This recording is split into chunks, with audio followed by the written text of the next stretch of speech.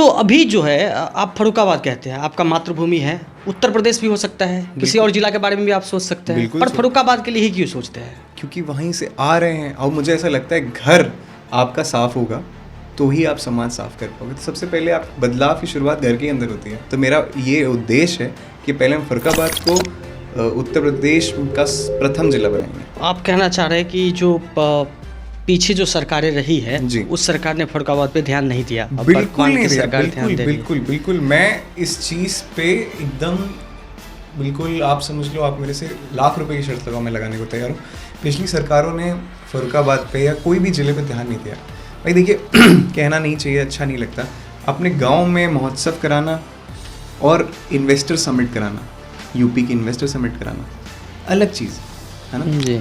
एक महाकुंभ का आयोजन करना जिसमें पूरे देश का रिप्रेजेंटेशन यूपी ने किया और अपने घर में, अपने गांव में 4 बॉलीवुड के सितारों को बुलाना अलग चीज़ है। आप देखिए जनता का पैसा जा कहाँ रहा है। फर्रुखाबाद की कोई ऐसी परंपरा या कोई ऐसी कहानी जो लोगों तक नहीं पहुंच पा रही हो और आप चाह रहे हो कि उसको पहुंचाना चाहे हम लोगों तक? ना कहानी ना परंपरा। मैं आपको बताऊं, आज की डेट में नैनीताल में कैची धाम में बहुत भीड़ हो रही है जी। लोग कह रहे हैं कि कैची धाम चलो, वहाँ पे अपने को शांति में हो रहे हैं। बाबा नीम करोली का आश्रम है वहाँ पे, लेकिन कोई बात नहीं कर रहा। हमारे गांव का नाम नीम करोली है और बाबा वहीं के हैं। तो बाबा की जो ये ट्रेन वाली कहानी है, त्रिशूल रख के, रोक तो दी थी। बाबा ने वहाँ से त्रिशूल रखा और ट्रेन को रोक दी। रोका।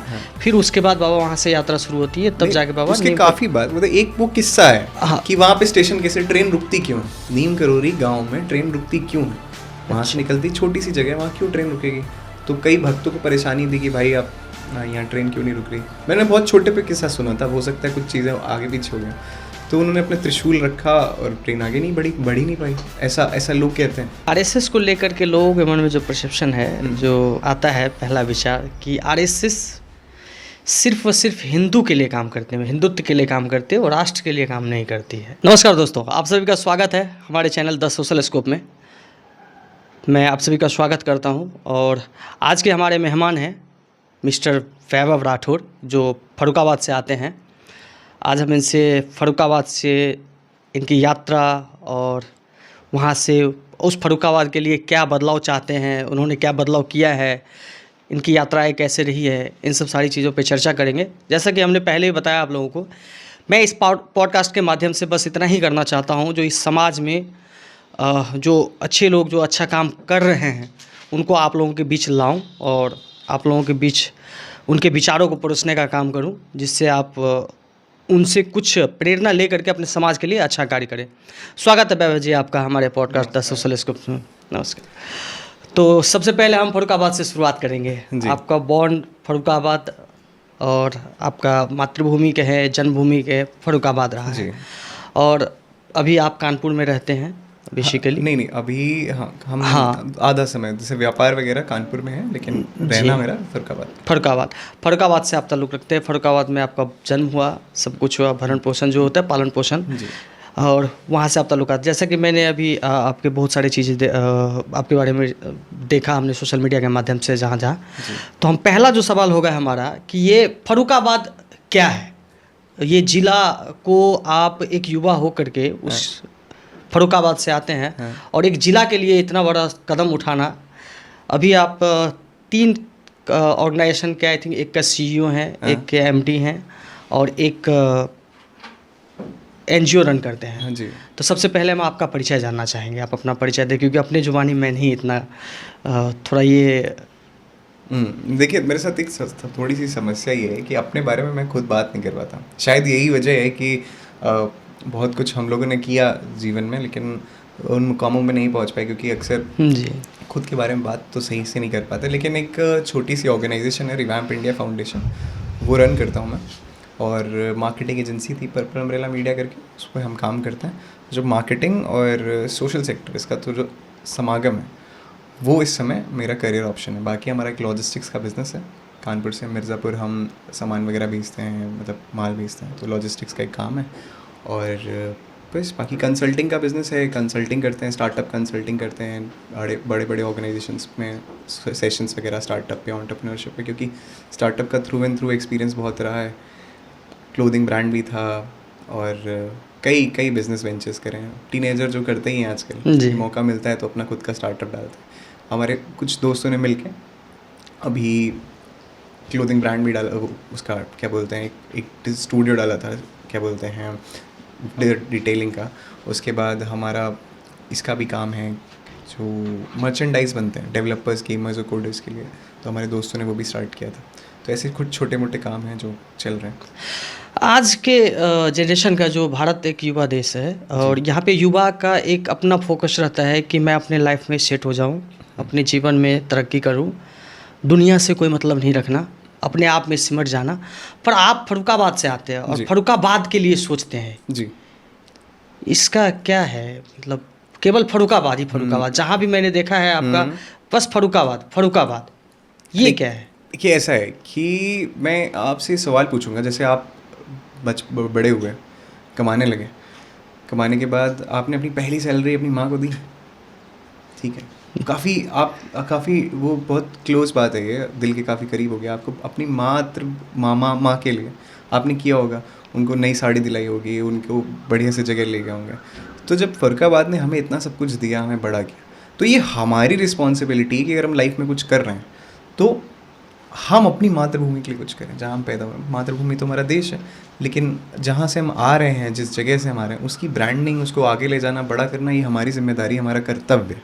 तो इसलिए मेरा फर्रुखाबाद के प्रति ये प्रेम है। तो अभी जो है आप फर्रुखाबाद कहते हैं, आपका मातृभूमि है, उत्तर प्रदेश भी हो सकता है, किसी और जिला के बारे में भी आप सोच सकते हैं, पर फर्रुखाबाद के लिए ही क्यों सोचते हैं? क्योंकि वहीं से आ रहे हैं, और मुझे ऐसा लगता है घर आपका साफ होगा तो ही आप समाज साफ कर पाओगे। तो सबसे पहले आप बदलाव की शुरुआत घर के अंदर होती है। जैसे आप अगर मान लेते हैं कि घर में ही आपके अगर कोई चीज़ गलत हो रही है, आप उसको ही नहीं सही कर रहे, आप समाज में निकल के सही करने या बाहर निकल के सही करने, तो आप बदलाव कैसे ला पाओगे?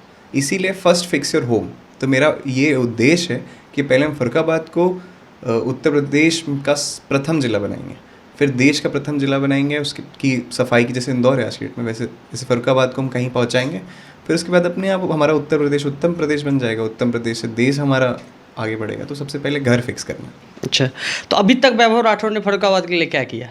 अरे आप इसका एक मतलब एक लाइन में बोलूँ कि मातृभूमि तुझे क्या दूँ, मतलब अब ऐसे बोलूँ तो मुझे नहीं लगता मैं सोच के किया है कि मैंने कुछ किया है फर्रुखाबाद के लिए। लेकिन हाँ, हमारी टीम है, हम अभी एक नीड असेसमेंट कर रहे हैं कि फर्रुखाबाद को हम किस डायरेक्शन में ग्रो कर सकते हैं। जैसे हमने अभी पाया है कि कल्चर, एजुकेशन और टूरिज़्म, 3 चीज़ों को हम अगर बढ़ाएं तो फर्रुखाबाद अच्छा ग्रो करेगा। तो अभी हमने, हमारी जो मेंटर्स हैं उन्होंने हिस्ट्री पे बहुत काम किया है। फर्रुखाबाद एक्चुअली महाभारत का एक बहुत बड़ा सिग्निफिकेंस है, द्रौपदी वहीं की थी 5 साल की, तो और श्रृंगी ऋषि का आश्रम है। तो ये सब जगह पे इनका एक इनकी पहचान दिलाना कि लोग यहाँ विज़िट करने आए, देखने आए, इंफ्रास्ट्रक्चर पे कैसे काम हो। तो हमें कभी इस तरीके से फर्रुखाबाद को डेवलप करने की रूपरेखा बनाई हमने, और उसी पे काम कर रहे हैं कि एजुकेशन, कल्चर और टूरिज़्म बढ़े। फर्रुखाबाद के लिए जो टूरिस्ट के लिए कुछ ऐसे चिन्हित प्लेस जिसके लिए आप काम करना चाह रहे हो? हाँ, बाबा नीम करोली का मंदिर है, ठीक है, वहीं पे उन्होंने तपस्या करी थी। अच्छा। और श्रृंगी ऋषि का आश्रम है, और संकिसा है। संकिसा बहुत पावन नाम है, बहुत दूर से लोग आते हैं वहाँ पे। और लॉर्ड बुद्धा, मतलब उनका काफ़ी सिग्निफिकेंस है। कई मैं बता रहा हूँ, मैं महाभारत का एक कॉरिडोर बन सकता है वहाँ पे। द्रौपदी जी जहाँ स्नान लेती थी वो कुंड है। तो कई ऐसी चीज़ें हैं, कई तो मैं आपको बता भी नहीं पा रहा, लेकिन कई सारी ऐसी चीज़ें हैं जो अगर आप देखोगे, जानोगे, समझोगे तो जो फर्रुखाबाद जिले से ताल्लुकात रखती है। जी। अच्छा, तो फर्रुखाबाद, अब आप कह रहे हैं कि हमारे साथ टीम है, हमारे युवा साथी है जो हमारे साथ काम कर रहे हैं, तो उन युवा साथी को आप कैसे प्रेरित करते हैं? मीन्स आज के समय, मैंने पहले बताया आपको कि युवा बस यही है कि अपने तक सीमित है। वो चाहता है कि मैं अपने आप को बंद रखूं, मैं अपना जो चीज़ें है उसमें सिमट के रह जाऊं, उससे बाहर ना निकलूं, फिर वहाँ एक टीम बनाना।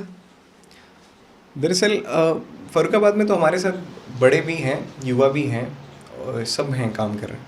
लेकिन आपका जो सवाल है, मैं इसको अगर ऐसे बोलूं कि युवाओं को प्रेरित कैसे करें सामाजिक कार्य करने के लिए, यही कहना चाह रहा हूँ जी। तो मेरे हिसाब से युवा जो है वो सीमित नहीं रह गया। दरअसल आसपास इतना शोर है कि कोई सुन नहीं रहा उन्हें। तो बस उन्हें सुनने वाला चाहिए, आप उनको सुनो, उनको समझो।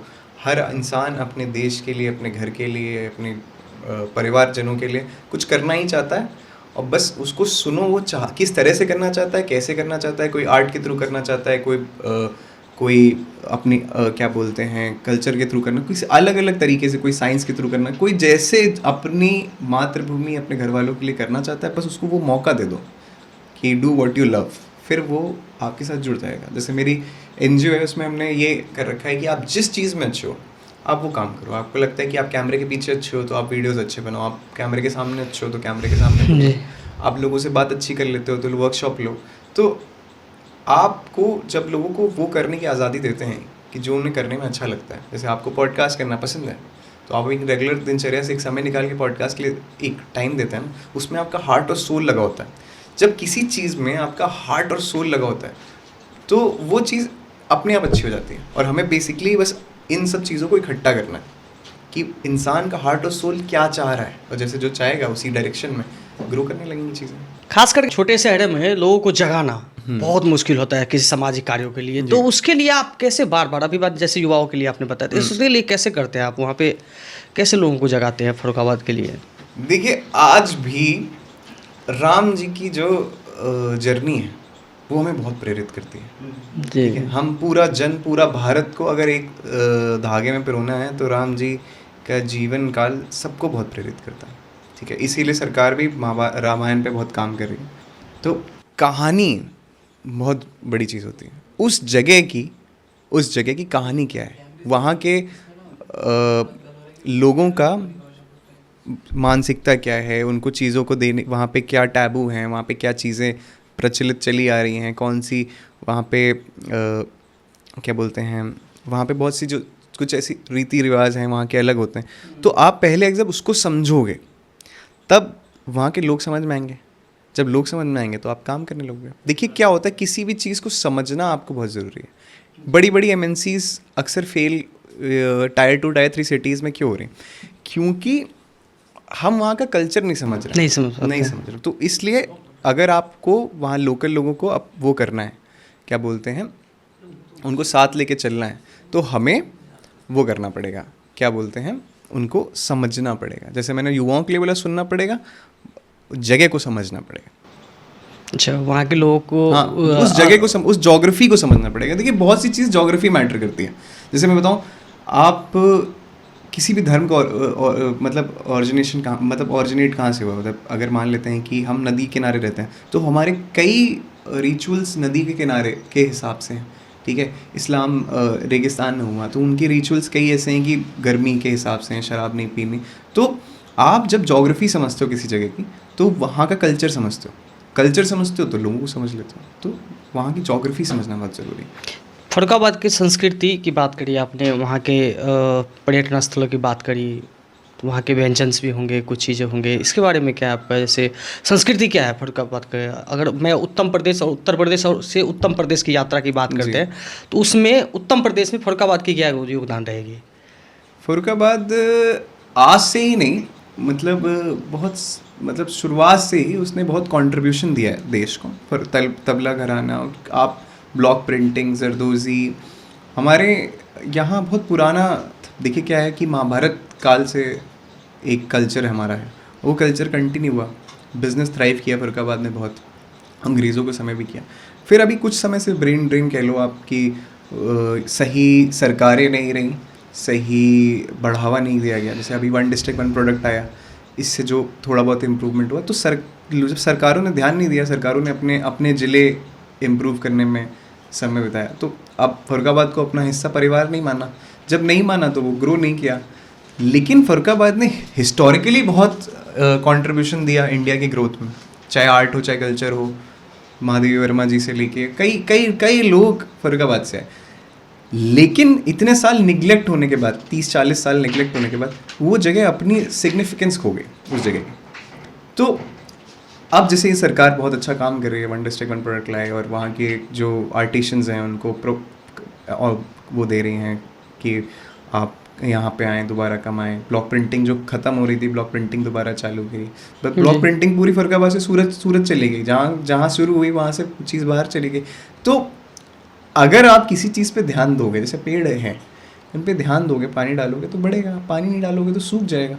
तो इतने साल में ये जगह सूख गई, अब दोबारा से उसको हम रिग्रोथ। तो आप कहना चाह रहे हैं कि जो पीछे जो सरकारें रही है जी। उस सरकार ने फर्रुखाबाद पे ध्यान नहीं दिया, अब बिल्कुल वर्तमान नहीं की दिया, सरकार ध्यान बिल्कुल दे रही है। बिल्कुल बिल्कुल। मैं इस चीज़ पे एकदम बिल्कुल, आप समझ लो, आप मेरे से लाख रुपए की शर्त लगाओ, मैं लगाने को तैयार हूँ। पिछली सरकारों ने फर्रुखाबाद पे या कोई भी ज़िले पे ध्यान नहीं दिया। भाई देखिए कहना नहीं चाहिए, अच्छा नहीं लगता, अपने गांव में महोत्सव कराना और इन्वेस्टर समिट कराना, यूपी की इन्वेस्टर समिट कराना अलग चीज़ है ना। जी। एक महाकुंभ का आयोजन करना जिसमें पूरे देश का रिप्रेजेंटेशन यूपी ने किया, और अपने घर में, अपने गांव में 4 बॉलीवुड के सितारों को बुलाना अलग चीज़ है। आप देखिए जनता का पैसा जा कहाँ रहा है ना। अभी जगह जगह महोत्सव हो रहे हैं, कानपुर महोत्सव, फर्रुखाबाद महोत्सव, तो ये आर्ट और टूरिज्म कल्चर प्रमोट करा ना। अभी कोई बहुत अच्छा आर्टिस्ट है, उसको काम ही नहीं मिलेगा, ठीक है, बहुत अच्छा कोई क्या बोलते हैं साहित्यकार है, उसकी आर्ट, उसके काम को पहचान नहीं मिलेगी, तो ऑब्वियसली वो बाहर भागेगा, फर्रुखाबाद छोड़ेगा, ठीक है। तो ये एक बहुत बड़ा रीज़न है। तो वहाँ के जो आर्ट वाले कल्चर, आर्ट का जो फर्रुखाबाद का आर्ट था, वो आप कह रहे हैं कि फर्रुखाबाद से अब सूरत की ओर मूव कर गया है। ब्लॉक प्रिंटिंग, हाँ, ब्लॉक प्रिंटिंग सूरत की ओर मूव कर जी। गया। तो अभी जो वर्तमान सरकार है, क्या उस पर काम कर रही है? बिल्कुल कर रही, बिल्कुल कर रही। उन्होंने अभी वन डिस्ट्रिक्ट वन प्रोडक्ट की एक किताब लॉन्च करी है, उसमें ब्लॉक प्रिंटिंग को बढ़ावा दिया, या ब्लॉक प्रिंटिंग के आर्टिस्ट ढूंढे जा रहे हैं उनका, और हमारी जो ऑर्गेनाइजेशन है, हम उनको एक मार्केट प्लेस रेडी करके दे रहे हैं कि उनके प्रोडक्ट्स हम सेल कर सकें। हम फर्रुखाबाद, मेड इन फर्रुखाबाद एक ब्रांड भी लॉन्च, मतलब उसी में पांचाल करके एक ब्रांड भी लॉन्च करने का सोच रहे हैं। हमारे कुछ टीम मेंबर्स हैं, तो हम कोशिश ये कर रहे हैं कि ब्रांडिंग ऐसे करें कि जैसे नहीं आपको लगता है कि इटली का पिज़्ज़ा बहुत अच्छा होता है, वैसे हम ये कहें कि आपने जरदोज़ी, फर्रुखाबाद की जरदोज़ी है, तो एक आदमी के दिमाग में। ये जरदोजी क्या है? जरदोज़ी एक, आपने लहंगे देखे होंगे जरदोज़ी के, वो कढ़ाई के होते हैं, हैंडमेड जो होता है। हैंडमेड होते हैं, बहुत बहुत सुंदर, उनमें वो होती है नक्काशी होती है, नक्काशी। वो जरदोज़ी बोलते हैं उनको। अच्छा, तो वो फर्रुखाबाद का वो आर्ट है। फर्रुखाबाद का। अच्छा, तो उसके लिए भी फर्रुखाबाद और आसपास की इटावा में भी होती, कई जगह होती है, लेकिन अच्छा, फर्रुखाबाद बेस जो है उसका वो फर्रुखाबाद है। मेरी नज़र में। अब आप कई इसमें झगड़ा हो सकता है, कई जिले बोलेंगे नहीं जरदोज़ी हमारी है, जरदोज़ी हमारी है, लेकिन अब मैं फर्रुखाबाद से हूँ, तो मेरे नज़र में जरदोज़ी का काम बहुत बहुत अच्छा, मतलब आप समझ लो, जो लहंगे यहाँ से 25 से 30 हज़ार रुपये के लोग खरीदते हैं, और दिल्ली जाके चांदनी चौक में लाख रुपए, 70-80 हज़ार रुपये में बेचते हैं। वो जरदोजी, वो जरदोज़ी के लहंगे बड़े फेमस हैं, बड़े फेमस तो हैं। फिर पिछली सरकार ने इस पे काम क्यों नहीं करी? इंटेंट होता है सर, इंटेंट काम। मैं देखिए किसी सरकार की आलोचना नहीं करना चाहता, मैं तो समाज कार्य कर रहा हूँ, समाज से मुझे ज़्यादा ताल्लुकात है, लेकिन इंटेंट होती है, आप ग्रो क्या करना चाहते हो। जैसे कि अगर आप जिला बड़ा करना चाहते हो या घर पे अपने काम करना चाहते हो, ठीक है, डिपेंड करता है। अगर आप एक पूरा प्रदेश को आगे ले जाना चाह रहे हो, या अपने घर को बड़ा करना चाह रहे हो, आपके घर में 7 लोग हैं, 7 के 7 लोग विधानसभा या राज्यसभा या संसद में बैठे हैं, आप चाह रहे हो कि उनकी 400-500 करोड़ की प्रॉपर्टीज़ हो जाएं, ठीक है, या आप चाह रहे हो मेरे जैसा युवा या 25 साल का युवा जिसको सहायता मिले कि वो अपना बिजनेस चालू करे, आत्मनिर्भर भारत खड़ा करे, तो ये इंटेंट होती है, ठीक है। एक इंसान प्रदेश को परिवार माने, एक इंसान अपने परिवार को प्रायोरिटी दे, तो प्रायोरिटी देने पे है सर।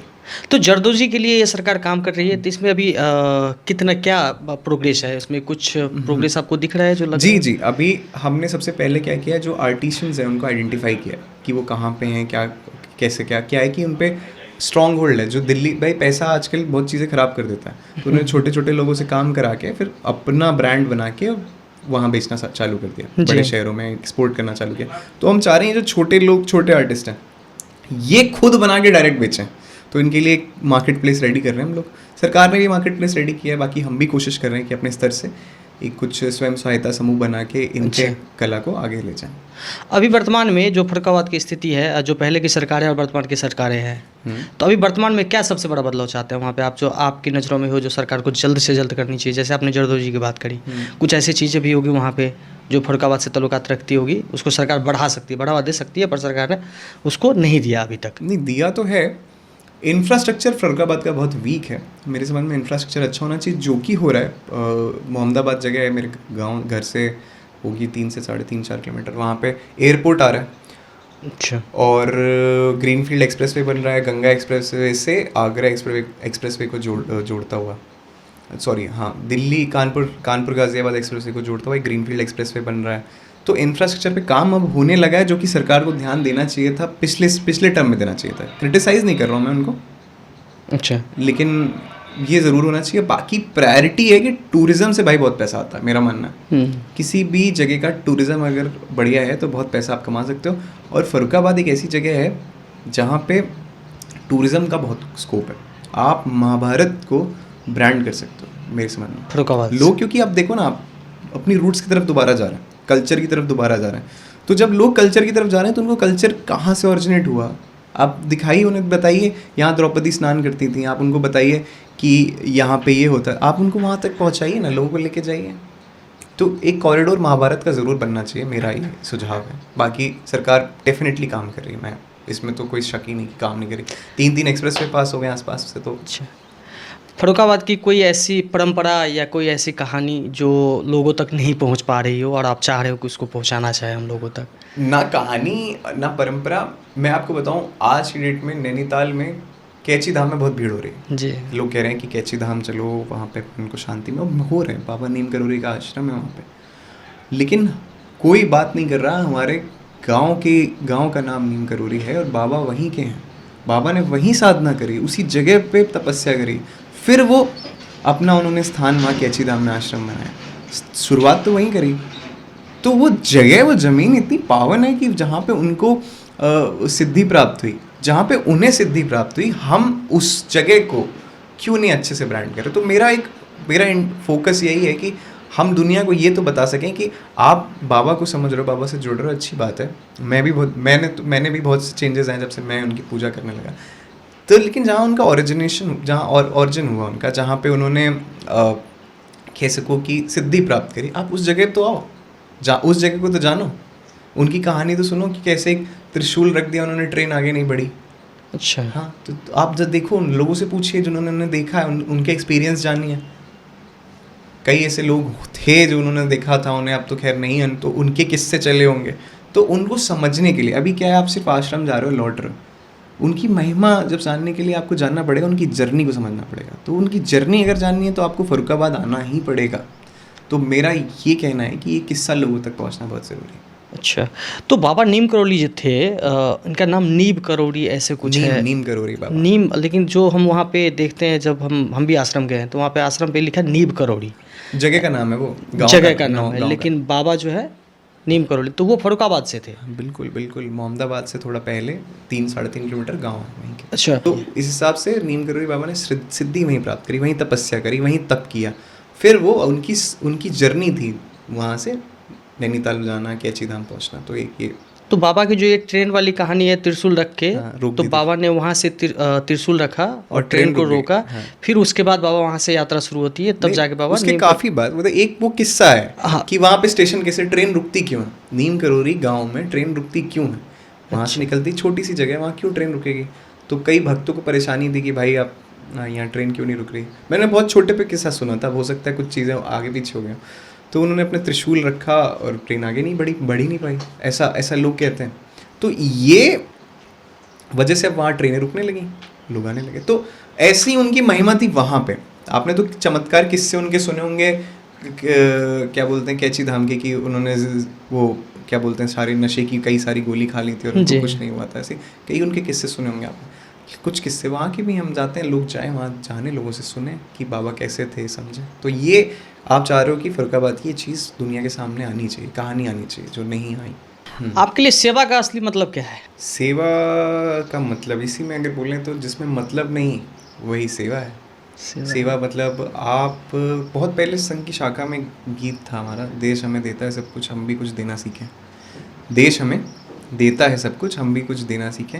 इस गीत में ही सेवा का भाव रहा मेरे लिए कि भाई हमारे आसपास हम इतने संसाधनों का उपयोग करते हैं, पेड़ हमें भाई छाँव देता है, वो पूछता थोड़ा ना कि छाँव क्यों दी, कैसे दी।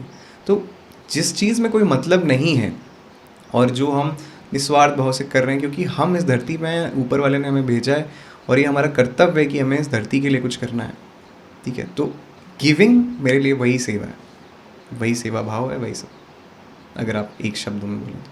अभी आरएसएस की बात करें कि हम संघ की शाखा में आरएसएस से ताल्लुकात रखते हैं आप, कितने दिन हुआ आपको आरएसएस ज्वाइन किए अभी तक?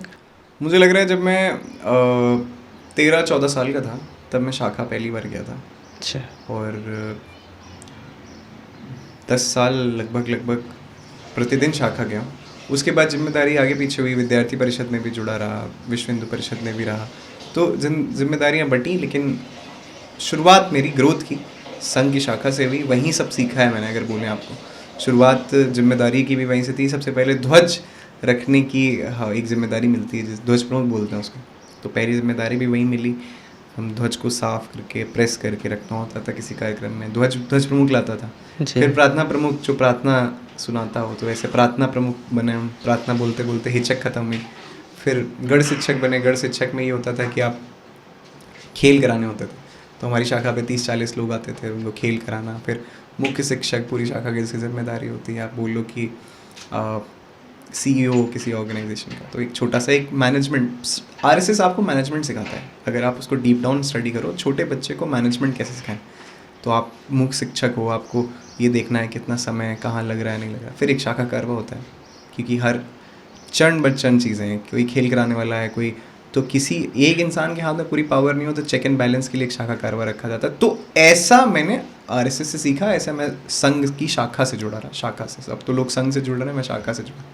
लेकिन RSS को लेकर के लोगों के मन में जो परसेप्शन है, जो आता है पहला विचार कि RSS सिर्फ और सिर्फ हिंदू के लिए काम करते हैं, हिंदुत्व के लिए काम करते हैं और राष्ट्र के लिए काम नहीं करती है।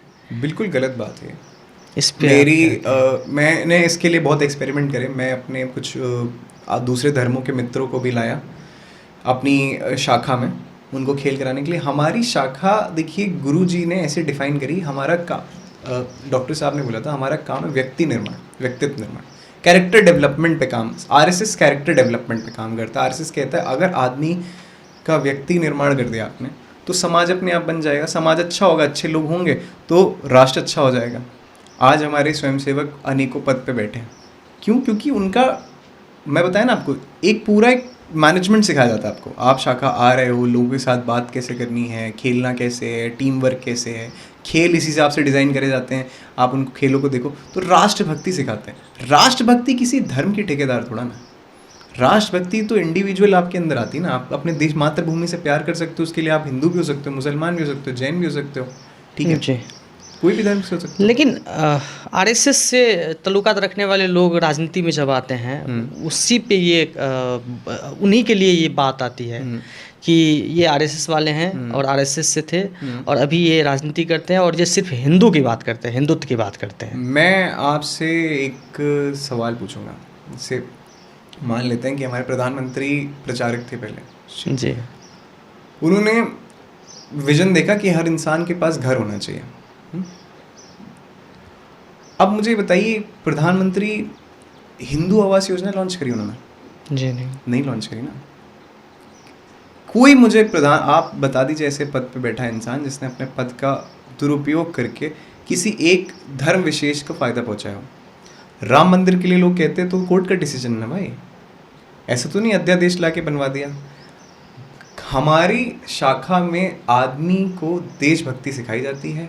देशभक्ति, मैंने आपसे फिर कहा, किसी धर्म की मोहताज नहीं होती। व्यक्ति निर्माण किया जाता है, आपको तैयार किया जाता है कि आप देश की ग्रोथ में कंट्रीब्यूट करो, आप एक्सट्रोवर्ट बनो। आप देखिए, मैं बहुत प्रैक्टिकल बात करता हूँ, तो शाखा आपको एक्सट्रोवर्ट बनाती है। आपको 30 लोगों के सामने बौद्धिक देना है, ठीक है। अब जैसे कंपनीज कॉर्पोरेट सेशंस करती हैं, हम तो बचपन से सीखते हैं ना, खेल खेल में हम सब सीख गए। तो अभी हमारा कार्यकर्ता क्या वक्ता अच्छा हो जाता है, हमारा कार्यकर्ता मजबूत हो जाता है, लाठी चला लेता है, तो हमारा कार्यकर्ता जो होता है लोगों से बात करना सीख जाता है, सेल्स सीख जाता है, तो वो अनेक पद पे पहुंचता है, विद्यार्थी परिषद ज्वाइन करता है, छात्र राजनीति से राजनीति चला जाता है। संघ का काम, मैं आपको बताऊं, सिर्फ और सिर्फ व्यक्ति निर्माण करना है। मैं फिर रिपीट कर रहा हूँ, और उसमें लोगों ने धर्म का एंगल अपना प्रोपेगेंडा चलाने के लिए जोड़ दिया। मैं आपसे कह रहा हूँ, आज भी अगर कहीं कोई आपदा आती, सबसे पहले संघ का स्वयंसेवक पहुंचता है। और आप अभी किसी शाखा लग रही हो, वहां चले जाइए, कहीं कोई नहीं सिखाएगा आपको कि मुसलमान बुरा है या जैन बुरा है या बौद्ध बुरा है। कोई नहीं आपको सिखाएगा, कोई नहीं बोलेगा कि मुस्लिम अच्छे नहीं होते, बुरे नहीं होते। हमारे, आप 10 साल का जितना लिटरेचर है आप वो पढ़ लो, हमने यही लिखा होगा कि हिंदुओं के साथ गलत हुआ है, हमने जस्टिस दो। हमने कहीं ये नहीं लिखा कि मुसलमानों के साथ ये कर दो वो कर दो, या किसी और धर्मों को दबा दो या कुछ कर दो। भाई हमारा मुद्दा ये है कि जो लोग हैं वो देश की जागृति के लिए, देश को परम वैभव पे ले जाने के लिए कार्य करें। ये शाखा सिखाती है, आरएसएस सिखाती है। आरएसएस राजनीति भी सिखाती है? बिल्कुल नहीं सिखाती। राजनीति एक, क्या बोलते हैं, मैं आपको बताऊं, जब आदमी टैलेंटेड हो जाता है तो वो अलग अलग डायरेक्शन में जाता है ना। हमारे में ये कहते थे कि आपको जब शाखा लगानी है तो आपको अपने जैसे 10 लोग खड़े करने हैं। मतलब आप लीडर हो, अगर आप मुख्य शिक्षक हो, अपने जैसे 10 मुख्य शिक्षक बनाने हैं, फिर वो 10 मुख्य शिक्षक अलग अलग जगह जाके शाखा लगाते हैं, ठीक है। तो वैसे ही जब आप किसी इंसान को कल्चर के, इंडिया के अलग अलग खेल होते हैं, जैसे मैं हूँ बंदा वीर मुखर्जी, हाँ, तो ऐसे अलग अलग जब आप खेल सीखते हो, कल्चर सीखते हो, पढ़ते हो, बौद्धिक लोगों के सुनते हो, तब आपको ये लगता है कि इंडिया आप में ग्रोथ होती है। तो वो ग्रोथ आपको अलग अलग विधाओं में ले जाती है। कोई राजनीति में जाता है, कोई कल्चर में जाता है, कोई आर्ट में जाता है। तो हमारा स्वयंसेवक आपको दुनिया के हर किनारे मिलेगा, हर जगह मिलेगा, हर फील्ड में मिलेगा। राजनीति क्या है, सामने आ जाती है। तो लोगों को दिखता है कि देखो भाई, संघ का आधिपत्य राजनीति में। संघ का आधिपत्य राजनीति में नहीं, संघ का आधिपत्य समाज में है, लोगों के साथ, व्यक्ति निर्माण का व्यक्ति काम निर्माण। करती है। अभी तक आरएसएस ने देश को क्या दिया, या राष्ट्र को? मुझे लगता है सर्वश्रेष्ठ प्रधानमंत्री दिया है, अगर कह सकें तो। बहुत कुछ दिया है। कई, देखिए, हम संघ फेसलेस टैलेंट्स, आपको वहाँ पे ऐसे लोग मिलेंगे जिनका टैलेंट कभी जीवन में आपके सामने नहीं आएगा। संघ में जो जाता है वो टैलेंट देश के लिए समर्पित हो जाता है। देश के लिए जो समर्पित होता है उसका आप कुछ देख नहीं सकते, कुछ दिखता नहीं आपको। तो संघ में अनेकों ऐसे प्रचारक निकले, अनेकों ऐसे विस्तारक निकले, जो रिसर्च कॉलेज हैं, बहुत हैं। अब मैं बता तो रहा हूँ, मैं बहुत लंबी लिस्ट है, HC वर्मा सर से लेके के संघ के पास, मैं बता रहा हूँ, इतना टैलेंट है और इतना देश के लिए किया है संघ ने। वो कभी लोगों के सामने आएगा ही नहीं, और संघ खुद भी नहीं चाहता कि सब लोगों के सामने जाए। कि मैंने जैसे बताया, मेरे संस्कारों में नहीं कि हम अपनी बात करें, हम देश की बात करते हैं, हम समाज की बात करते हैं। तो वैसे आरएसएस का भी है कि वो देश की बात करता है, देशभक्ति की बात करता है, राष्ट्र की बात करता है। तो हम बस राष्ट्र की बात करते हैं। ये हमारी शाखा हमें सिखाती है। तो फर्रुखाबाद में आपने शाखा लगाई, शाखा का कार्य वहाँ से शुरू किया होगा? नहीं, मैंने कानपुर से शुरू किया। अच्छा, हाँ, शाखा। मेरी क्योंकि पढ़ाई कानपुर में हुई है। और फर्रुखाबाद में अभी क्या है कि कई साल शेड्यूल बहुत टाइट होने की वजह से मैं शाखा नहीं जा पा रहा हूँ। मुझे लगता है 6 साल 5 साल हो गए। लेकिन अभी दोबारा से एक नया आयाम है साप्ताहिक शाखा का। तो ऐसा कुछ मैं फर्रुखाबाद में बहुत जल्दी शुरू करना चाह रहा हूँ। वहाँ के प्रचारक जी से मिलूँगा, उनसे परमिशन लेके वहाँ पे साप्ताहिक शाखा शुरू करूँगा। तरुणों की ये टीनेजर्स के साथ जो विचार विमर्श होते हैं, जैसे अभी 1 नेशन 1 इलेक्शन है, मैं चाहता हूँ कि जितने भी युवा हैं ये सब 1 नेशन 1 इलेक्शन के बारे में पढ़ें, जानें क्यों ज़रूरी है। तो ऐसे जब एक साप्ताहिक ऐसे मिलन होगा ना यंगस्टर्स का, जहाँ पे हम ऐसे मुद्दों पे बात कर सकेंगे कि वक्फ बिल क्यों ज़रूरी था, या फिर ट्रिपल तलाक क्यों ज़रूरी था, या प्लेसेस ऑफ वर्शिप एक्ट क्या है, जब ये सब डिस्कशन होगा ना लोगों में आपस में हर संडे, तो एक चेतना, जन चेतना बोल सकते हैं, वो आएगी। तो इसलिए मैं अभी फर्रुखाबाद में शुरू करने का सोच रहा हूँ कि संडे साप्ताहिक एक शाखा लगाऊंगा। वक्फ बिल को लेकर के भी लोगों का परसेप्शन यही है कि कहीं ना कहीं ये हिंदू के द्वारा लाया गया बिल है, जो मुसलमान पे मुस्लिम समुदाय पे वार कर रहा है। तो इस पे ये वक्फ बिल है क्या? अब हमने जब वक्फ बिल की बात ही करी, तो मेरा ये सवाल रहेगा आपसे कि वक्फ बिल क्या है? देखिए, पहली चीज़ तो हिंदुओं से ज़्यादा मुसलमानों के साथ गलत हो रहा था। अगर देखिए क्या है, अगर आप किसी के बहकावे में आएंगे तो डेफिनेटली आपको आदमी बोलेगा कि भाई मुसलमान के साथ गलत हो रहा है। अगर आपके साथ गलत हो रहा होता तो देश की दुनिया, मतलब हमारे देश में दूसरी या तीसरी सबसे ज़्यादा एसेट वक्फ के पास है जी। उसके बाद भी माइनॉरिटीज़ का इतना बुरा हाल क्यों है? क्यों उनके पास स्कूल्स की कमी है, या फिर उनके लिटरेचर की कमी है? क्या जो ये आप वक्फ का वर्ड का मतलब क्या होता है? ये कंटिन्यूस चैरिटी होती है। जैसे मैंने अगर वक्फ कर दी तो मेरी प्रॉपर्टी मेरे मरने के बाद भी वक्फ को सबसे बड़ा वो माना गया है दान, कि मेरे बाद भी वो चलते रहेगा, लोगों के धर्मार्थ के लिए चलता रहेगा। तो जो मुतलवी होते थे उनके पास पावर थी, उस एसेट को उन्होंने मिसयूज़ किया। कोई अभी मैं नीतीश राजपूत जी का एक वीडियो था वक्फ पे बहुत अच्छा इन्फॉर्मेटिव वीडियो है, मैं चाहता हूँ सबको देखना चाहिए। पता चलेगा कि वो बियर बनाने वाली फैक्ट्री को वक्फ की ज़मीन दे दी, ये चैरिटी हो रही है। तो लोग मिसयूज़ कर रहे थे इस प्रॉपर्टी का। एक पर्टिकुलर कम्युनिटी के पास, ये मैंने नहीं बोला, ये नीतीश राजपूत ने अपने वीडियो में बोला था कि उस प्रॉपर्टी का फुट होल्ड है और वो लोगों का धर्मार्थ नहीं कर रही, लोगों का कल्याण नहीं कर रही। अगर वो एसेट जो लोगों का कल्याण नहीं कर रही है, क्यों उसमें कोई वेमेन रिप्रेजेंटेशन नहीं था, क्यों उसमें पशमानदा मुस्लिम्स की बात नहीं करी गई थी? तो सरकार ने तो भाई बेसिकली सबको एक मौका दिया ना, सबका साथ सबका विकास। तो अगर आप उस बिल को प्रॉपरली पढ़ोगे और मैं कहूँगा कि संसद की प्रोसीडिंग्स पढ़ोगे, नीतीश राजपूत का वीडियो देख लो, बहुत अच्छा है। मैं तो आपको लगता है कि प्रोसीडिंग्स बहुत लंबी है, तो आपको समझ में आएगा कि एक पावर थी, उसका मिसयूज़ किया जा रहा था। तो मेरा हिसाब ये है कि देखिए हमारे देश में ना थोड़ी क्या बोलते हैं, जागरूकता की कमी है। और मुस्लिम्स की मैं ही नहीं बोलूँगा, मैं सब जगह बोलूँगा कि उनमें भी हमारे लोग, हम जैसे क्या हमारे धर्म के लोगों को भी पता नहीं वक्फ क्या है, क्यों वक्फ दिया जाता है, वक्फ का कॉन्सेप्ट कहाँ से आया। ठीक है, पहले वक्फ का नाम क्या था, सदकाए करके था, जो एग्जैक्ट नहीं आता रहा। तो ये पढ़ना, मैं वही कह रहा हूँ, पढ़ना पढ़ाना बहुत ज़रूरी है। आप पढ़ो प्रॉपर, फिर आपको समझ में आएगा कि चीज़ें जैसी ऊपर से लोग आपको दिखाना चाहते हैं वैसी होती नहीं। अक्सर वो आपके कल्याण के लिए होती है, नहीं होती तो वो नहीं भी होती ना चीज़ें। किसान बिल नहीं आ पाया ना, नहीं पारित हुआ, तो जो चीज़ है वो है। तो आपके अनुसार वक्फ जो बिल है ये बिल मुस्लिम हितों के लिए है? नहीं, बिल्कुल मेरे हिसाब से तो मुस्लिम हितों, माइनॉरिटीज़ के बेनिफिट के लिए है। जी। बाकी फिर मैं कहूँगा कि मेरी बात पे मत जाओ, नीतीश राजपूत की बात पे मत जाओ, पढ़ो। आप पढ़ना पढ़ोगे, लिटरेचर पढ़ो, बिल में लिखा क्या है, पहले बिल क्या था और वक्फ का मतलब क्या होता है। जब आप ये पढ़ोगे, खुद से पढ़ोगे, तब आप मुझे बताना, मुझे काउंटर करना कि मैं कैसे हमारे बेनिफिट के लिए, मैं बस ये कहूँगा। अगर सरकार की कोई चीज़ नीति आती है, कुछ भी आती है, कोई बिल लेकर सरकार आती है, तो उसमें तो बहुत बड़ा पैनल होते हैं, बहुत IAS IPS जो भी होते हैं, ये लोग तैयार करते हैं उस बिल को। तो वो तो समाज के या राष्ट्र के अहित तो नहीं सोचेंगे, समाज का अहित तो नहीं सोचेंगे, लेकिन व्यक्ति उसका विरोध क्यों करने लगता है किसी भी चीज़ का?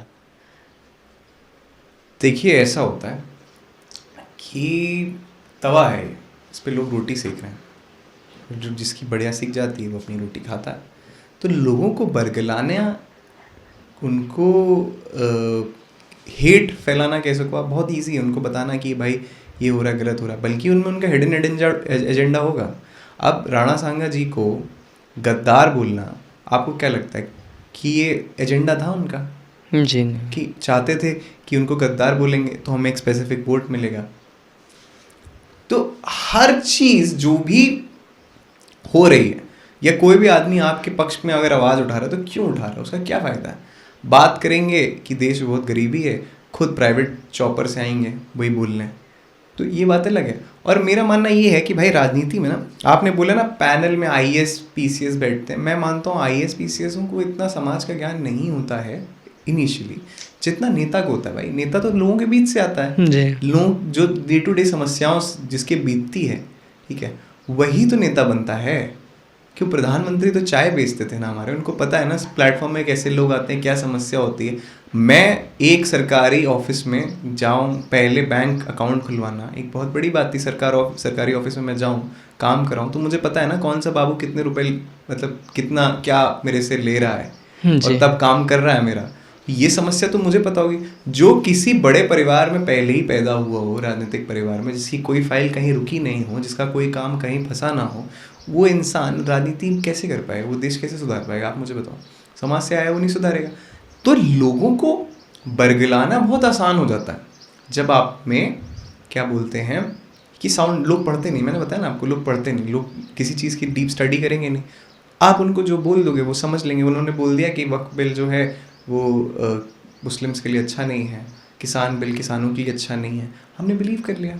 हमारे अंदर एक इनेट नेचर भी होता है कि हम रिबेल होते हैं, हम हर चीज़ को कहते हैं कि ये सही नहीं हो रही, हम चेंज नहीं स्वीकार कर पाते हैं जी। तो क्या है कि मैं फिर वही कहूँगा कि आदमी अगर दोबारा पढ़ने पे ध्यान दे कि भाई ये हो रहा है वो क्यों हो रहा है, ये बिल लाया जाए, सरकार बिल लाई है, क्यों लाई है, उससे क्या फ़ायदे होंगे, क्या नुकसान होंगे, इसकी हिस्ट्री क्या है, पहले क्या बिल था, अब क्या बिल है, आज के देश की क्या ज़रूरत है, पहले के देश की क्या ज़रूरत थी, पहले की सरकारों ने किस डायरेक्शन में काम किया। आप पढ़ो, पढ़ाई करो, ताकि आपको कोई बरगला ना पाए, आपको कोई प्रोवोक ना कर पाए। बस मेरा कहना ये, अगर आप ये करने लगोगे तो लोग नहीं प्रोवोक होंगे। अब किसके लिए क्या अच्छा है बुरा है, मैं कह रहा हूँ आप खुद डिसाइड करो। मेरा अच्छा बुरा मैं खुद डिसाइड करता हूँ, आप अपना अच्छा बुरा खुद डिसाइड करो। जैसा कि आपने अभी कहा कि लोगों में जागरूकता की कमी होती है, इसीलिए किसी चीज़ का विरोध करना शुरू कर देते हैं। तो शिक्षा का समाज में क्या योगदान है? कहीं शिक्षा की कमी होती है इसीलिए लोग किसी भी चीज़ को लेकर के तुरंत ही नेगेटिविटी फैलाना या नेगेटिव हो जाते हैं? देखिए, शिक्षा बैकबोन है देश की। अगर रीढ़ की हड्डी नहीं होगी देश झुक जाएगा। रीढ़ की हड्डी मजबूत होना बहुत ज़रूरी है। शिक्षा से ही सब कुछ है। अगर शिक्षा होगी तो कितने भी आडंबर जो हैं समाज में उनको ख़त्म किया जा सकता है। तो शिक्षा पे काम करना बहुत ज़रूरी है। इसीलिए मैं कहना चाहता हूँ जो नई एजुकेशन पॉलिसी आई है, जो सरकार लेके आई, कि आपको ये आज़ादी है कि आप किस स्ट्रीम में पढ़ना चाहते हो। मान लो आप अपना स्ट्रीम बदलना चाहते हो, 4 साल का कोर्स करना चाहते हो, फिर पीएचडी करना चाहते हो, नहीं मास्टर्स करना चाहते, तो ये जो फ्रीडम है, ये इतने साल कैसे लग गए देने में सरकारों को? पहले किस बारे में क्यों नहीं सोचा गया? दूसरी सरकारों ने पहले इस बारे में क्यों नहीं ध्यान दिया? तो शिक्षा अगर खोखली होगी तो आप समझिए कोई भी स्थिति पे केओस होना ही है। अभी इतना हमारे यहाँ बवाल हो रहा है वक्फ बिल पे, आपने जैसे बताया, तो पढ़ा नहीं ना लोगों ने बिल, तभी ना बदला, तभी ना हो रहा है सब। तो ज़रूरी क्या है कि शिक्षा पे देश में काम करना। अगर शिक्षा पे काम नहीं होगा तो समाज हम सुधार नहीं पाएंगे। सुधारने की नींव ही शिक्षा है। और सरकार ने नई एजुकेशन पॉलिसी में काम किया है जिससे कई बदलाव आ रहे हैं। स्किल डेवलपमेंट हो रहा है बच्चों का, बच्चे आगे पढ़ रहे हैं, तो उम्मीद आगे फेयर है। तो फ्लो आने में टाइम लगेगा मुझे लग रहा है। अच्छा, अगर व्यक्ति शिक्षित नहीं है तो फिर बेरोजगारी की बात कहाँ से आती है? बेरोजगार में तो अशिक्षित लोग और शिक्षित लोग दोनों आते होंगे तब, लेकिन बेरोजगारी की बात कहाँ से आ जाती है? और बेरोजगारी मीन्स कि लोग जहाँ तहाँ देखते हैं रोजगार की बात करता है कि हमको सरकारी नौकरी ही चाहिए बस। देखिए, सरकारी नौकरी, मैं एक छोटा सा किस्सा बताऊंगा अपने जीवन का। तो मुझे पब्लिक ट्रांसपोर्ट से चलने का बड़ा शौक है। हुआ ये कि एक बार मैं पब्लिक ट्रांसपोर्ट में था, एग्ज़ाम था, तो सब बच्चे भरे हुए थे, मैं अकेला था, तो मैं ऑफिस जा रहा था। बच्चे से मैंने पूछा, 3-4 बच्चे थे, उनसे पूछा कि गवर्नमेंट जॉब की तैयारी क्यों कर रहा हूँ? तो उसने कहा बड़े मुस्कुराते हुए, भैया वो शादी अच्छी हो जाएगी ना इसलिए, और वो भैया क्या बोलते हैं कि पैसा ठीक है भैया सरकारी नौकरी में। हमने कहाँ पैसा ठीक है यार, 50,000 सैलरी, इतना तो बिजनेस में है, तुम एक दिन में कमा लोगे, 1.5 महीने में कमा लोगे, 2 महीने में कमा लोगे, क्यों? अरे भैया वो स्टेबिलिटी रहती है और ऊपर ही भी तो हो जाता है थोड़ा बहुत। वो बाबू लोग हमारे हैं गाँव में, खूब ज़मीन अमीन ले रहे हैं, सब कर रहे हैं। तो उस सरकारी नौकरी की नींव ही पैसे पे रखी जाए और देशभक्ति और राष्ट्र सेवा पे ना रखी जाए, तो इसीलिए बच्चों की सरकारी नौकरी नहीं लगती है। अब आप ये सोचो, अगर ये मानसिकता हमारे अंदर हो कि हमें नौकरी के पीछे ना भाग के नौकरी देनी है हमें, तो क्या बदलाव आ सकता है? मतलब आप पूरा एक सिस्टम बदल दोगे। इतनी नौकरी नहीं है हमारे देश में, जितनी युवा परेशान है इसके लिए। अगर इसमें से 50% युवा भी अगर उद्यमी बन गया तो कितनी नौकरियां दे देगा, कितने लोगों को वो एम्प्लॉयड कर देगा, है कि नहीं? लोग पूरी जवानी बर्बाद हो जाती है सरकारी नौकरी की तैयारी में। और मेरी नज़र में बेरोज़गारी एक मानसिक बीमारी, आप अगर मानसिक रूप से थोड़े भी सक्षम हैं तो बेरोज़गारी आपका कुछ नहीं कर सकती। आपके फ़ोन मोबाइल, आपके हाथ में मोबाइल है, इंटरनेट है। आप देखो एक वेबसाइट बनाते कैसे हैं। आपने वेबसाइट बनाना सीख लिया, आप मार्केट में निकले, आप 50 दुकानों गए, उनसे पूछिए आपको वेबसाइट चाहिए, उन्होंने बोला हाँ चाहिए, 2-3 हज़ार रुपये, तो रोज़गार आया ना आपके पास। आपने डिसाइड किया कि आप एक पॉडकास्ट स्टूडियो चालू करोगे, पॉडकास्ट है, तो आप 3 कैमरामैन को आपने रोज़गार दिया, आपके स्क्रिप्ट राइटर को रोज़गार दिया, आपने माइक खरीदा, इस कंपनी को पैसा गया, स्टैंड खरीदा, इसको पैसा गया, कैमरा खरीदा, उनको पैसा गया। तो जब आप ऐसे फैसले लेते हो तो इनडायरेक्टली और डायरेक्टली देश बढ़ता है ना जी। अगर आप अपनी जवानी सरकारी नौकरी की तैयारी में बिता देते तो देश में क्या खाक क्रांति आती, आप बताइए। तो शिक्षा बहुत ज़रूरी है, शिक्षा के साथ स्किल डेवलपमेंट भी उतनी ज़रूरी है। स्किल बच्चों के अंदर आएगी तो बच्चे उस स्किल का यूज़ करके रोज़गार के नए अवसर खोजेंगे, हमारा देश बहुत तेज़ी से तरक्की कर रहा है, आत्मनिर्भर भारत, अगर हम आत्मनिर्भर भारत नहीं बनाएंगे तो आप ये समझ लो अमृतकाल 2047 हम नहीं, किसी हाल में नहीं अचीव कर पाएंगे। तो सरकारी नौकरी के पीछे भाग रहे हैं आप, कोई दिक्कत नहीं, भागिए, लेकिन स्किल बनाइए। अगर वो नौकरी ना लगे तो आप पास स्किल्स होनी चाहिए कि आप अपना घर चला सको और 4 लोगों को नौकरी और भी दे सको। जैसे कि आपने कहा, और आप एक सफल उद्यमी हैं, एंटरप्रेन्योर हैं आप, तो आज के युवा एंटरप्रेन्योरशिप का या एंटरप्रेन्योर जो बनने के लिए सक्षम है, लेकिन कहीं ना कहीं उसको दिशा दशा नहीं मिल पाता है, तो इस पे आपका क्या रहेगा हमारे युवाओं के लिए संदेश? दिशा दशा देखिए, ढूंढने से भगवान मिलता है, ठीक है। मैं अभी आपको दे रहा हूँ वाई कॉम्बिनेटर का एक कोर्स है स्टार्टअप का, 1 घंटे के, मुझे लग रहा है 7-8-10 वीडियोज़ हैं। आप वो 10 वीडियोज़ ख़त्म कर लो और आप में इतनी स्किल होगी कि आप एक स्टार्टअप शुरू कर सकते हो। और भाई मैं सफल एंटरप्रेन्योर खुद को नहीं मानता, मैं असफल मानता हूँ उसको। मैंने इतने बिजनेस करे हैं, इतनी टीम्स मैनेज करी हैं, स्कूल के स्पोर्ट्स कैप्टन से लेके आज कंपनी के CEO तक, कि मुझे लोगों को मैनेज करना, उनको डील करना आ गया। आप जब तक वो करोगे ही नहीं, 1-2 बार फेल होगे ही नहीं, तो कहाँ से सीखोगे? सब करके ही तो चीज़ें आती हैं ना भाई। प्रॉब्लम क्या है सबसे बड़ी, कि आदमी डरता है करने से, चीज़ें नई चीज़ें करने से डरता है। नॉलेज तो हर जगह अवेलेबल है, गाइडेंस आपको स्टार्टअप करना है। मैं आपसे कह रहा हूँ, आप अभी अपना फ़ोन खोलो, वाई कॉम्बिनेटर का वीडियो देख लो। वाई कॉम्बिनेटर के बाद जो भी सजेशन में आए 10 चीज़ें 50 चीज़ें, आप उनको देखो, उनसे मिलती जुलती। पॉडकास्ट सुनो, अलग अलग स्टार्टअप फाउंडर्स हैं, उनकी बायोग्राफी पढ़ो, जो भी फाउंडर्स रहे हैं उन्होंने कैसे किया, 0 to 1 किताब है वो पढ़ो। तो जब आप ये सब करोगे तो आपका उसी बिजनेस एक्यूमेंट डेवलप होगा, नॉलेज उसी डायरेक्शन में बढ़ेगी। जब आपकी इतनी नॉलेज बढ़ेगी इस डायरेक्शन में, इवेंचुअली आपको सेक्टर के बारे में पता चल जाएगा। भाई बिजनेस करना, हम आज से थोड़ा ना कर रहे हैं बिजनेस क्या है? बिजनेस तो लोगों की प्रॉब्लम सॉल्व करना है ना। 150 करोड़ भारतीय हैं, किसी की भी प्रॉब्लम सॉल्व कर लो। जैसे अभी कई सारे प्लेटफॉर्म है आपका फूड डिलीवरी के लिए, ट्रेवलिंग के लिए, ये सब सारी चीज़ स्टार्टअप ही है नया नया। तो ये सब चीज़ प्रेरणा लेनी चाहिए लोगों को। आप उत्तर प्रदेश से आते हैं और आप उत्तर प्रदेश को उत्तम प्रदेश का सपना देखते हैं कि एक दिन उत्तम प्रदेश बनेगा देश, उत्तर प्रदेश। और फर्रुखाबाद की बातें हमने करी, बहुत सारी बातें करी। फर्रुखाबाद से कोई ऐसी चीज़ें हो, चाहे वहाँ की संस्कृति हो, चाहे वहाँ के आर्ट हो, कला हो, जो आप उसको विश्व पटल पे देखना चाह रहे हो।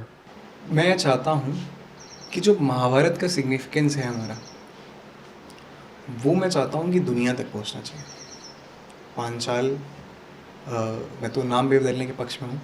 तो जो महाभारत का कल्चर है वो दुनिया को देखना चाहिए।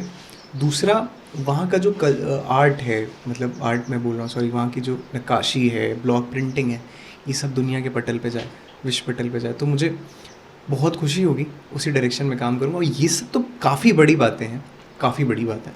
एक लाइन की एक छोटी बात है, जो भी युवा फर्रुखाबाद से निकल के दिल्ली या बड़े शहर जा रहा है, मैं चाहता हूँ कि मैं कुछ ऐसा कर जाऊँ कि वो वापस शहर आ जाए। ये मेरी सोच है। बाकी कोशिश यही है कि पूरे फर्रुखाबाद ब्रांड को ही हम विश्व के पटल पे लेके जाएंगे, भारत का नंबर 1 जिला बनाएंगे। यही सोच है मेरी। कोई ऐसा प्रोजेक्ट जो आप फर्रुखाबाद के लिए कर रहे हो, जिस पे काम चल रहा है आपको?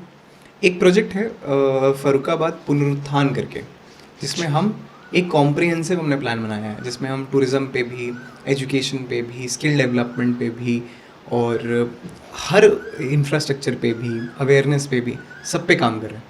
जिससे क्या है कि फर्रुखाबाद ने जो ग्लोरी खो दी, मैंने आपको बताया ना, सरकारों ने ध्यान नहीं दिया, तो वो ग्लोरी दोबारा लौट सके। एक एक चीज़ वहाँ की, चाहे लोगों को वहाँ की महत्व जो भी वहाँ पे हुआ उन सब के बारे में बताना चाहिए। तो उसमें बहुत छोटी छोटी चीज़ें कर रहे हैं हम। जैसे जितने शहीद हुए उनके नाम पे पेड़ लगाने से लेके, जो भी बड़े बड़े वहाँ से हमारे साहित्यकार निकले, वहाँ से जो कल्चर निकला, वो सब लोगों तक किसी तरह पहुँचे। लोगों को भाई अपनी मातृभूमि पे गर्व होगा, तभी तो आपसे मेरे से पूछोगे। आप फर्रुखाबाद के बारे में इतना सवाल पूछे, मैं आपको बता रहा हूँ कई ऐसे लोग फर्रुखाबाद में रहते हुए नहीं बता पाएंगे। तो उनको सबको पता होना चाहिए ना अपनी मातृभूमि के बारे में। पता होगा तो गर्व होगा, गर्व होगा तो वापस लौटेंगे, लोगों को बताएंगे, काम करेंगे उस विषय में। फर्रुखाबाद से आपने बहुत सारी बातें करी है। फर्रुखाबाद में कोई ऐसा जैसे कोई प्रोडक्ट हो वहाँ का, जो मैं भी नहीं जानता, वहाँ फर्रुखाबाद में घूमा नहीं, मैंने जो भी रिसर्च किया है वो सोशल मीडिया चाहे किसी भी प्लेटफॉर्म से ही मैंने ये रिसर्च किया है आपके बारे में, चाहे फ़रुखाबाद के बारे में। कोई ऐसा प्रोडक्ट मुझे बताइए जो फ़रुखाबाद के बारे में मैं नहीं जानता होगा कि वहाँ का ये प्रोडक्ट है और उसको आगे बढ़ाना चाहिए। जैसे मैं जिस क्षेत्र से आता हूँ वहाँ के बहुत सारे व्यंजन है, जो स्वादिष्ट भोजन हो, जो भी हो, इसको परोसने का काम हम बोलते हैं लोगों की। अपने कल्चर को कभी भी, अपने मातृभूमि को आगे बढ़ाना चाहिए, तभी आप राष्ट्र निर्माण में सहयोग कर सकते हैं। तो फ़रुखाबाद का कोई ऐसा व्यंजन या कोई ऐसा प्रोडक्ट जो विश्व पटल पे जाना चाहिए? विश्व पटल पे मेरी समझ में जा भी रहा है प्रोडक्ट वो। आपने भी खाया होगा, हम सब खाते हैं। आलू का नाम सुना ना आपने? हाँ, आलू। सब्जी है। हाँ हाँ। फरुखाबाद का हमारा आलू बहुत फेमस है। चिप्सोना आलू 37-97 तय करते, तय अलग अलग वैरायटी के होते। तो मेरी ये सोच या मेरे के लिए अब मेरा मिशन ये है कि हम आलू को बहुत आगे बढ़ाएंगे फरुखाबाद के। अब चाहे उसके लिए हमको मॉडर्न इन जो भी इनोवेशंस हुए हैं पोटैटो फार्मिंग में, उसको इंट्रोड्यूस कराएं, फार्मर्स को अवेयर करें, हम मार्केट प्लेस बनाएं, हम वो आलू को बाहर पहुंचाएं, विदेश पहुंचाएं। ठीक है, अभी क्या है, मैक्सिमम आलू यहाँ से पंजाब जाता है, पंजाब से विदेश जाता है। फिर मैं वो नहीं चाहता, मैं चाहता हूँ यहाँ से डायरेक्ट परचेजिंग हो, फरुखाबाद में ऐसा सेंटर बने। तो आलू के लिए और आलू के किसानों के लिए, क्योंकि हमारा आलू बहुत फेमस है, हमारी पूरी बेल्ट कन्नौज, फरुखाबाद, इटावा, इधर सब आलू बहुत अच्छा होता है। वो आलू पूरे देश में खाया जा ही रहा है, और उसकी क्वालिटी और कैसे इम्प्रूव हो, ज़मीन कैसे बढ़िया हो, उसके लिए सॉइल टेस्टिंग हो। तो आलू पे ही काम करना है मुझे। मेरा ड्रीम प्रोजेक्ट है कि मैं एक पोटैटो समिट कराना चाहता हूँ मैं, जहाँ पे जो भी modern innovation all over world हो रहे हैं पोटैटो फार्मिंग में, वो सब पे हम चर्चा करें, बात करें। स्टार्टअप्स आएँ आलू से कैसे हम ग्रोथ कर सकते हैं। मतलब वो वाला आलू का सोना नहीं, लेकिन जेन्युइन वाला आलू से सोना। अच्छा, आपने आलू से सोना बनाने वाली बात करी। ठीक है। अच्छा, वैभव राठौड़ अपने आप को अगले 5 साल में कहाँ देखते हैं? और वैभव सिंह राठौर अपने आप को 5 साल में अगर एक शब्द में बोलें तो समाज में देखते हैं। समाज के लिए, समाज से, समाज की बेहतरी के लिए काम करते देख सकते हैं। और मेरी समझ में बस इतना ही। अगर समाज की बेहतरी और समाज के लिए वैभव राठौर आज काम कर रहे हैं, वही 5 साल बाद और वही 50 साल बाद भी करते रहेंगे अगर जीवित रहे तो वैभव राठौर राजनीति में भी आएंगे कभी? देखिए, मैं ये मानता हूँ कि हम सब एक रथ पे हैं, कृष्ण जी उस रथ को चला रहे हैं। जहाँ वो रथ जाएगा, जिस डायरेक्शन में जाएगा, जिस जगह पे जिस चीज़ की नीड होगी, वो तब किया जाएगा। अगर मुझे लगता है कि सिस्टम बदला जा सकता है वहाँ पे जाके, तो हम ज़रूर वहाँ जाएंगे। क्योंकि और हमारे प्राइम मिनिस्टर तो ये चाहते हैं कि हम यंगस्टर्स पॉलिटिक्स में आएँ। और ज़रूरी नहीं चुनाव लड़ना ही पॉलिटिक्स होती है। मेरा मानना ये है कि पॉलिटिक्स में आप बहुत तरह से कंट्रीब्यूशन कर सकते हो। तो पॉलिटिक्स में आना ये एक अलग विषय है, बट पॉलिटिक्स से कनेक्ट होना बहुत ज़रूरी है। हमारी जनरेशन को सबसे ज़रूरी है। हर जो युवा ये पॉडकास्ट देख रहा है, मेरा आपसे रिक्वेस्ट है, आप भाई प्लीज़ पॉलिटिक्स से ज़रूरी है। पॉलिटिक्स में अच्छे लोग, मैं आपको बताता हूँ, 2 मिनट का समय लूँगा आपका। लोग ये कहते हैं कि काम नहीं होते हमारी सरकार में, मतलब बोलते हैं अगर ईमानदार, पढ़ा लिखा, धमाकेदार युवा अगर पॉलिटिक्स में आया, तो आप मुझे बताइए, ये जो अफसर हैं, ये अफसर हैं, या फिर जहाँ भी फाइलें चलती हैं या जहाँ भी डेटे बढ़ती हैं, आपको सब पता है, वहाँ पे घूसखोरी हो पाएगी? नहीं। वो वहीं से आया है, उसने वही दर्द झेला है, उसके बाद वो पढ़ा लिखा भी है, तो आप उसको बेवकूफ़ भी नहीं बना सकते। ठीक है, बेवकूफ़ तो खैर नहीं बनते, नेता बहुत बहुत बहुत नॉलेजेबल होता है, वहाँ पहुँचता है, उस चुनाव लड़ता है इतने लोगों को, तो पहुँचता है, उसको बहुत नॉलेज होती, लेकिन उसको ये पता होता है कि उसको क्या पॉलिसीज़ लानी है। अब जैसे फरुखाबाद के लिए मैं कह सकता हूँ कि गंगा एक्सप्रेस वे फरुखाबाद होते हुए जाना चाहिए था। कनेक्टिंग एक्सप्रेस वे दे दिया, अच्छी बात है, लेकिन फरुखाबाद गंगा जी किनारा सा अच्छा सा अगर वो रूट पूरा आना वाला होता तो बहुत बढ़िया रहता। तो वो पॉलिसीज़ प्रेजेंट कर पाना मिनिस्ट्रीज़ के आगे, उसके लिए साउंड इंडिविजुअल्स चाहिए और ईमानदार चाहिए। ईमानदार आदमी रहेगा तो वो बैलेंस बना के रखेगा कि अधिकारी जनता के साथ तो गलत नहीं कर रहा है, जनता के साथ खड़ा हो पाएगा। अभी क्या है कि ऐसा तो नहीं हो रहा है कि बंदर बाट है और आधा तुम ले रहे हो, आधा हम ले रहे हैं, और अंधेर नगरी चल रही है। तो शिक्षित यंग, मैं अपने आप को मानता हूँ कि मेरे जैसे इंडिविजुअल्स को पॉलिटिक्स में आना चाहिए। बाकी ईश्वर की इच्छा है, जिस डायरेक्शन में रथ जाएगा उस डायरेक्शन में काम करेंगे, जहाँ काम करने को दिया जाएगा वहाँ काम करेंगे। और मैं आपको बताऊँ, सन 2014 के इलेक्शंस में मैंने बहुत काम किया था बीजेपी का। उसके बाद जैसे ही इलेक्शन, क्योंकि मेरा पर्पस था कि मैं अपने प्राइम मिनिस्टर को बदलना चाहता था, ये जो प्राइम मिनिस्टर उनके मुझे विचार अच्छे लगे थे, इसके लिए मैंने 2 महीने रात दिन एक करके जगह जगह काम किया। उसके बाद जैसे ही चुनाव ख़त्म, मैं वापस अपनी पढ़ाई में, अपनी कामों में लग गया। तो मेरा मानना ये है कि पॉलिटिक्स हमारा एक पार्ट है, सोसाइटी का पार्ट है, उसमें सबको आना चाहिए, सबको करना चाहिए। चुनाव लड़ना ना लड़ना ईश्वर की इच्छा, ईश्वर की मर्ज़ी और ईश्वर की सोच। अगर ईश्वर को लगता है कि आप उस पोजीशन में बैठ के जहाँ पे आप अपनी कॉन्स्टिट्यूएंसी के लोगों को रिप्रेजेंट कर पाओ, उनका पर्पस आप पूरा कर पाओ, तो आपको ज़रूर जाना चाहिए। और मैं तो मानता हूँ जनता आपको चुनती है, पार्टी आपको चुनती है, तो इलेक्शन लड़ना ना लड़ना उन लोगों के हाथ में है। आपके हाथ में क्या है? मतलब मेरा हमेशा से, मैं कोई भी सिचुएशन में होता हूँ तो यही चीज़ सोचता हूँ, मेरे हाथ में क्या है और दूसरे के हाथ में। मेरे हाथ में समाज का बेहतरी करना, समाज का बदलाव करना। हम अलग अलग फर्रुखाबाद पर उत्थान कर रहे हैं, उसमें हम लोग क्या वर्कशॉप्स भी कर रहे हैं, हम उसमें ई-कॉमर्स प्लेटफॉर्म बना रहे हैं, हम उसमें मैराथन करा रहे हैं, हम उसमें हेरिटेज वॉक्स करा रहे हैं। तो हम ये सब फर्रुखाबाद के लिए कर रहे हैं। तो मेरा कोई इंटेंशन ऐसा नहीं है कि मैं इसलिए करना है ये सब काम, समाज की बेहतरी करनी है। चाहे सिस्टम में रहें ना रहें, हर युवा सिस्टम को सुधारने के पर्पस से होना चाहिए और समाज का बदलाव के लिए होना चाहिए। वर्तमान में तो लोग, हमको जहाँ तक लगता है कि युवा तो बस झंडा उठाने के लिए बना हुआ है, हर राजनीतिक दल का। चाहे आप किसी भी राजनीतिक दल की बात करें, हाँ। आपके जैसे युवा अगर हर राजनीतिक दल में हो जी, तो फिर हमारे समाज की स्थिति ऐसा नहीं होगा। नहीं, मैं तो कह रहा हूँ है ना युवा। आप देखिए हमारे जो युवा मोर्चा के, भारतीय जनता युवा मोर्चा के जो प्रेसिडेंट हैं तेजस्वी सूर्या जी, कितने साउंड इंसान, अनामलाई हैं। कई यंग लीडर्स उभर के जो आ रहे हैं, आप उनको जब देखोगे तो आपको होप जागेगा डेमोक्रेसी में। आपको लगेगा हाँ, आने वाला टाइम कितना बढ़िया है। कितने IIM से पास आउट है, कोई वापस कोई सोशल एंटरप्रेन्योर है, कोई सोसाइटी में रह के काम कर रहा था, फाइनली पॉलिटिक्स में है। तो बहुत अच्छा, मैं मानता हूँ फ्यूचर बहुत ब्राइट है आगे। और झंडा उठाने वाली भी भीड़ है और वो भी ज़रूरी है, मैं मानता हूँ वो भी ज़रूरी है।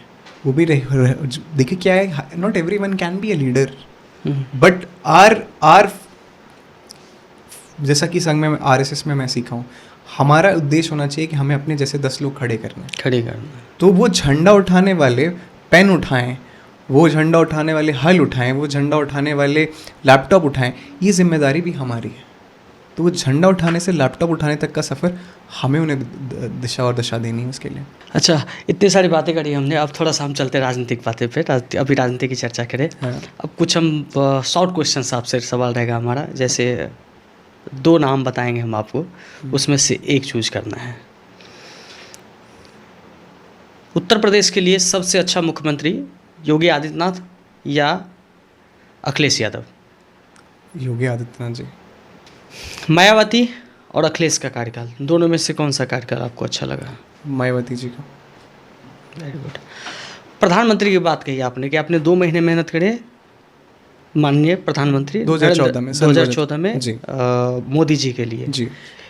लेकिन मोदी जी और राहुल गांधी, दोनों में क्या अंतर आपको दिखता है दोनों में से?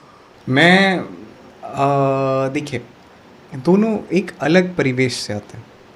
अगर मैं मोदी जी की बात करूं तो चाय बेचने से लेके उस प्लेटफॉर्म से संघ कार्यालय तक प्रचारक रह के फिर भारत भ्रमण करना, फिर संत वो तब घर त्यागना, ठीक है, और उसके बाद वापस राजनीति में आना, फिर वहाँ आप सोचिए उनके ठीक कार्यकाल से पहले, CM बनने से पहले गुजरात में हर आए दिन दंगा होता था।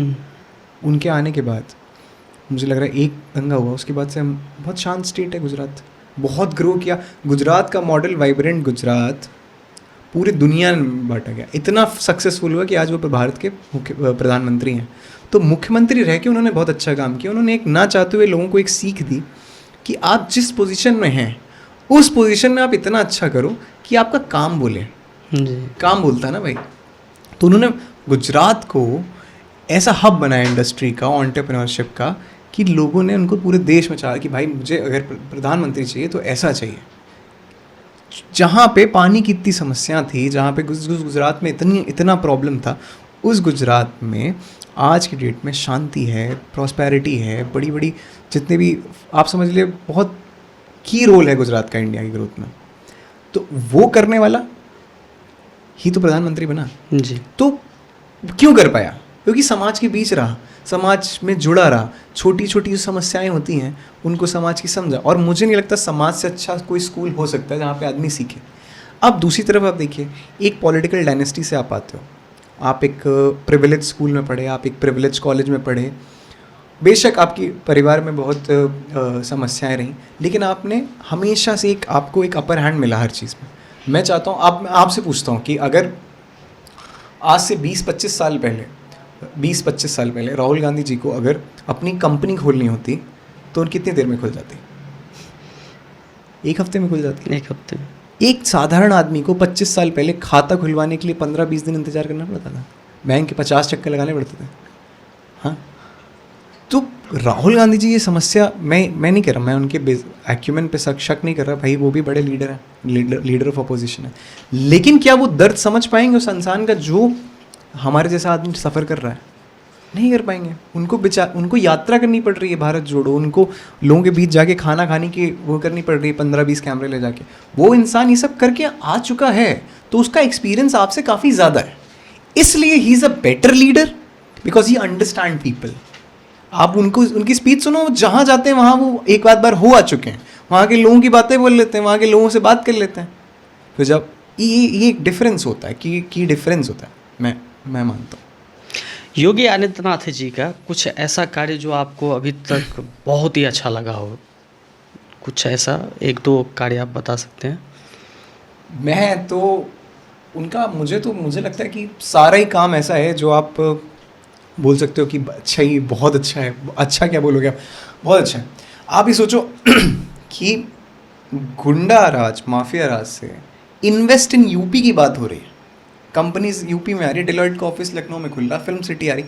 ये जो ट्रांजिशन है यूपी, जब मैं आज से 10-15 साल पहले एक इवेंट पे गया था, वहाँ पे मुंबई के लोगों के सामने मैंने वो उनको जब मैं 1-2 लोगों को बताया कि कानपुर से हूँ, उत्तर प्रदेश से हूँ, तो लोग मेरे से बात नहीं कर रहे थे भाई। तो मैंने मजबूरी में झूठ बोला, आज कैमरे में बोल रहा हूँ कि भाई मैं दिल्ली से हूँ, और फिर मजबूरी में बोलना पड़ा, तकलीफ़ हुई। आज तक उस बात की टीस है, लेकिन आज मैं खुल के गर्व के साथ बोल दूँ भाई मैं यूपी से हूँ यार। कल्चर कैपिटल है इंडिया की, हमारे यहाँ ही मथुरा, हमारे यहाँ काशी, हमारे यहाँ इन्वेस्ट इन यूपी, हमारे यहाँ गंगा जी हैं, हमारे यहाँ अभी महाकुंभ हुआ, हमारे पास बताने के लिए, दिखाने के लिए, समझाने के लिए कितना कुछ है।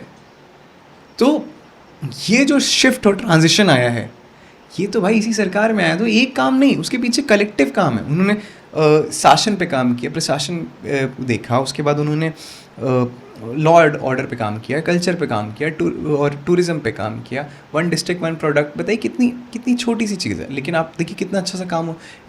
सर केंद्र की कोई योजना आती है यूपी में, 24 घंटे के अंदर वो योजना लागू होती है। वफ बिल पास नहीं हो, वो प्रॉपर्टी सीज कर ली, किसान सम्मान निधि अनाउंस हुई, अगले दिन पैसे आ गए लोगों के खाते में। तो इतना optimum hard working chief minister आया है। देखिए संत की परिभाषा क्या होती है, जो समाज के लिए जीता, दूसरों के लिए जीता ना, तो उन्होंने अपना जीवन वैसे ही हम लोग के लिए दे दिया भाई। जिनके रिलेटिव्स, आप उनके घर रिश्तेदार देख लो, आप कोई कैसा काम कर रहा है, कैसा कर रहा है, आपने देखा प्राइवेट चॉपर से चल रहा कोई इनका रिश्तेदार, उनसे पूछा आप अपनी माता जी के उसमें नहीं जा पाए, तो उन्होंने इसका जवाब दिया कि हमारा तो परदेशी हमारा परिवार है। तो बहुत मैं बता रहा हूँ ना कि राजनीति अपनी जगह है, लेकिन आप सिर्फ 10 साल का इवैल्यूएशन करो और देखो कि क्या काम हुआ है, तो आपको सिग्निफिकेंट चेंज दिखाई देगा। आप ये समझ लो इतना अच्छा काम किया उन्होंने कि अगर कहीं भी चुनाव होता है पूरे देश में तो उनको स्टार प्रचारक के तौर पर बुलाया जाता है। तो उनका काम बोलना है भाई। क्या योगी आदित्यनाथ जी के राज्य में गुंडा राज खत्म हो गया? मैं इस बात की गारंटी देता हूँ बहुत हद तक। तभी तो कंपनीज आ रही बाहर से यहाँ पे अपना सेटअप डाल रही हैं, वरना क्यों आती कंपनी यहाँ पे? जब पता है कि खोलेंगे तो पैसा देना पड़ेगा, खोलेंगे तो हफ्ता भिजवाना पड़ेगा, कम से कम ये तो नहीं है ना। अब भले ही लोगों के, अब इसके लिए उन्होंने भले ही 7,000 इनकाउंटर्स हुए हैं, लोगों के पैरों में गोलियां लगी, लेकिन शांति तो स्थापित हुई। आप और मैं जैसे लोग किडनैपिंग जैसी चीज़ से तो परेशान नहीं है। जी। आदमी सेफ फील करा। जैसे मैं बताऊं बहुत छोटी सी बात है, 8 बजे के बाद मेरे पिताजी मुझे घर से नहीं निकलने देते थे भाई, पता नहीं क्या हो जाए 8 बजे के बाद। ये मेरे I remember all of this.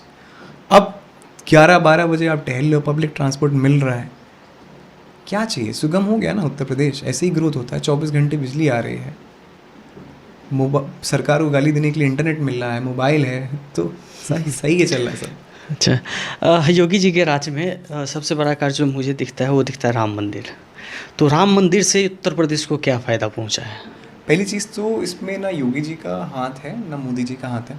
Court का फैसला आया था, कोर्ट के फैसले का पालन करते हुए सरकार ने राम मंदिर का निर्माण किया, जिससे कि आप ये समझो फ़ायदा, मैं मानता हूँ कि एक कल्चर अवेकनिंग का वर्ड बोलते हैं, कल्चर अवेकनिंग। राम मंदिर जिस दिन से स्थापित हुआ है उस दिन से आप देश की, प्रदेश की तरक्की ऑब्जर्व करिए। मैं बस उससे पहले और उसके बाद से लोगों के मन में जो भाव उमड़े हैं देश के प्रति, आप उसको मेजर करो। बस आप ये देखो, जिस दिन से हमने राम मंदिर का फैसला आया और हमारे रामलला वहाँ विराजे हैं, तब से देश में कितनी स्टेबिलिटी आ गई है।